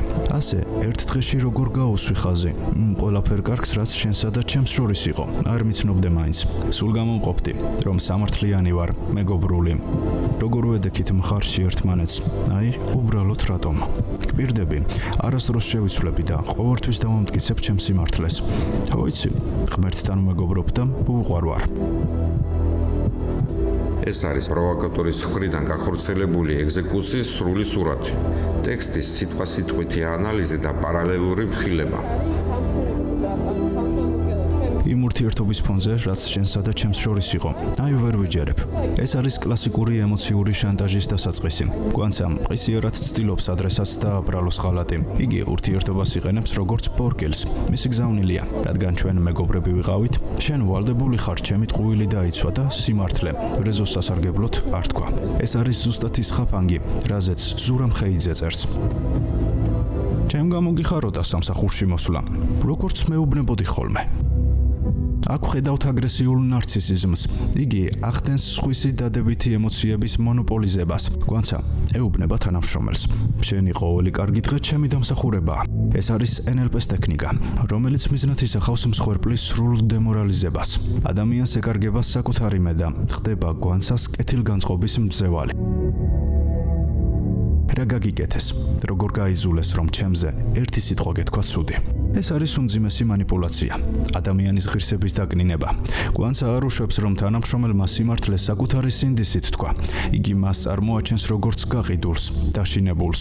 ეს არის ინსინუაცია, რომელიც მიზნად ისახავს მოწმის ჩვენების გაუფასურებას. თუ შენ ჩემზე ცუდს, ანუ სიმართლეს ამბობ, ესე იგი გაიზულეს. ასე ერთ დღეში როგორ დაუსვი ხაზი იმ ყველაფერ კარგს, არ მიცნობდი მაინც, სულ გამომყოფდი, რომ სამართლიანი ვარ, მეგობრული. როგორ ვედექით მხარში ერთმანეთს, აი, უბრალოდ რატომ? აქ გვანცა საკუთარ თავს წმინდანის შარავან დეცს ადგამს. იგი აიზულებს ადრესაც უარყოს საკუთარი თვალით ნანახი, ანუ მისი აგრესია და თაღლითობა და დაიჯეროს მის მიერვე შექმნილი სამართლიანი გვანცას მითი. პირდები, არასოდეს შევიცვლები და ყოველთვის დავამტკიცებ ჩემს სიმართლეს. ხო ვიცი, ღმერთთან უმეგობრობ და უყვარ ვარ. ეს არის ტექსტის ყველაზე საზიზღარი და საშინელი ნაწილი, მისტიკური ტერორი. როდესაც манипуляტორი ვეღარ პოულობს ლოგიკურ არგუმენტს, მას მოჰყავს ღმერთი, როგორც დამსჯელი ზალა. ფრაზა ღმერთთან მეგობრობ არის ერთგვარი მუქარა. იგი ეუბნება მოწმეს, თუ ჩემს წინააღმდეგს ახვალ, ღმერთი დაგსჯის. ეს არის ბოშური ჰიპნოზის უმაღლესი წერტილი. შიშის დათესვა, მისტიკური შანტაჟით. გვანცა კველაძის ეს ტექსტი არის სრულყოფილი ფსიქოლოგიური დანაშაული. ის იყენებს მეგობარს სინდის და რელიგიას იარაღად, რათა დააშინოს მოწმე და აიძულოს იგი ხელი დააფაროს თაღლითობას. რას დაარქმევდით ამ ფაქტს, რომელიც ვითომ და სიყვარულით არის შენერგული? იგი არა მხოლოდ რეზო რაზმაძეს ესხმის თავს, არამედ ყველას, ვინც სიმართლეს ამბობს. მისი ღმერთთან მეგობრობა არის ფარსი, რომელიც სინამდვილეში ადამიანის ბულინგს, მათზე ფსიქოლოგიურ ძალადობას ემსახურება. ეს ტექსტი არის იმის მტკიცებულება, რომ ჩვენ საქმე გვაქვს პროფესიონალ манипуляტორთან, რომლისთვისაც წმინდა არაფერია.